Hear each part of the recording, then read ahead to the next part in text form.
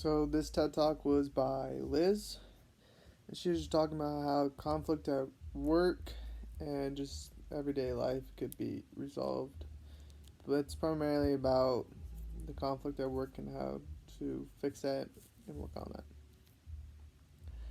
So usually, if with the conflict, it is if people don't work to resolve the conflict, and people they see or they'll say, hey, this is the person they're annoying, and then they don't work to figure out this conflict.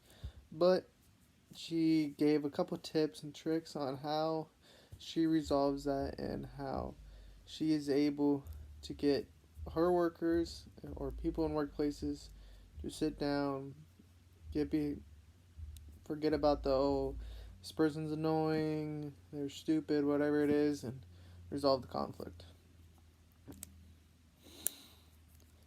But so she gave 5 steps to do this, and step one was to rule out that person. That is the problem, and usually those people are people who are incompetent or they're bullies, and these are just two common examples that she talked about. And so you have to identify them and figure out who it is that's causing the problem, and then you go on to step two. So now step two is she said you have to ask the right people the right questions. And these people do not include the bosses or the CEOs. You have to ask the everyday life people, the people who are actually experiencing it and going through it. So, for that reason, I mean, you're going to ask the boss about conflict, and he's not going to experience the conflict like the everyday person will. It's a different experience. Everybody's going to be seeing it different. And she also said you have to ask a lot of people. You cannot ask just 5 people. You have to ask a lot of people to help resolve the conflict within the workplace. Now, some of the questions that she mentioned that you could ask, they are, can you tell me what goes right? Can you tell me what goes on that makes you go nuts? If you could fix one thing, what would it be? If you have all these problems, why do you stay? And getting these answers will help the bosses, the CEOs, to figure out what the conflict is and how to resolve it. Now, after you do that, that's step two. You got to go on to step three. And step three is called alignment. And this really is everybody has to be consistent and understand the goals and who has what responsibilities. And she gave a very common example. It was in this firm that 2 people or two executives thought they were in charge of the budgeting. And well, really, this is where you need to figure out who's going to do the budgeting, who is going to have that responsibility. It's just maybe the everyday, common, simple things, but you may just have to have that conversation, otherwise, people won't understand. You got to be on the same page to resolve conflict and to be successful. Now, after step three, you go on to step four, and this is that you find allies within all levels to help you make the change, whatever it may be. And then, well, it doesn't hurt to have friends to help you along the way. I mean, you're trying to resolve conflict within the workplace. You cannot just do it yourself. You're going to need friends, you're going to need people to help you with the conflict, but also help everybody else with the conflict as well. And after step four, it's step five. And this is the new habits for managing the differences. And to create new habits, you have to teach and really just help the people, the workers, to develop these habits. So the first thing that she talked about was lizard listening.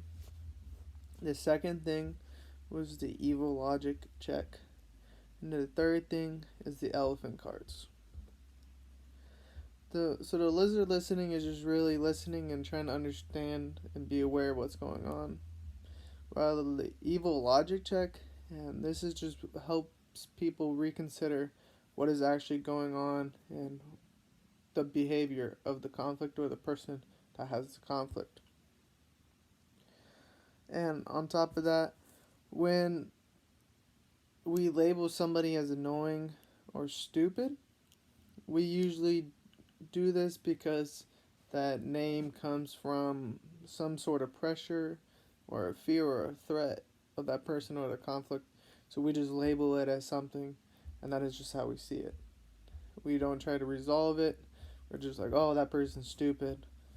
Whatever, leave them alone. They're stupid, they're annoying. And then we try to get everybody else to side with us, and then we just go from there.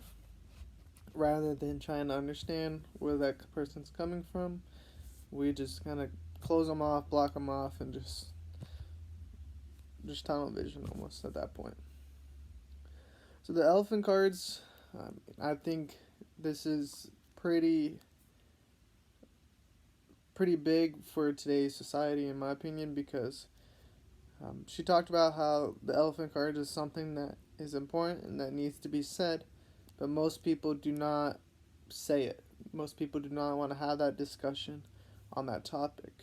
And some people refer the elephant cards to as the elephant in the room. So, like, you'd be hanging out with friends, coworkers, whoever it may be, and you can tell there's a tension or there's this conflict, but nobody wants to address it. That's like the elephant in the room, and people just need to lay it on the table and just talk about it rather than ignore it, being awkward, and just lay it out there. I think that's a problem in today's society because people are so worried about what people are going to see you as, so they don't say something or they'll do something differently than what they believe, rather than just saying whatever it is and dealing with the conflict right then and there. Just try to hide from it and run from it. And then the last thing is Liz. She talked about how everything with this whole process takes time. I mean, you have to understand doing all 5 of these steps. It's not going to be, can't get it done within a day. It's going to time. You're going to need time to work on things. It's going to need time to perfect the system. But once you do, you'll be able to resolve all the conflict.